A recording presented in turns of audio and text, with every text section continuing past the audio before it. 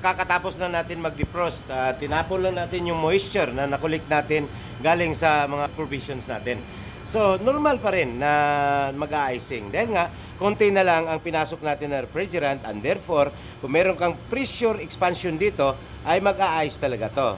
It doesn't mean na abnormal yan. Ang importante lang, once again, kailangan ito ay hindi mag-a-ice, dapat chilling lang yan.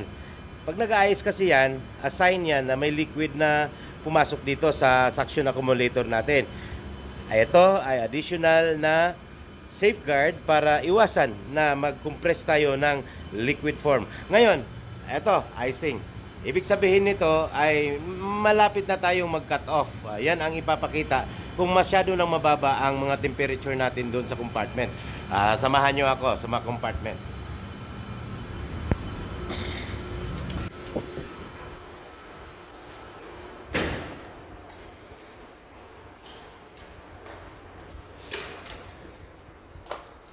Ayun. Yan mga idol. Ayan. Almost cutting off point na yan. Minus 19.5, minus 19.5.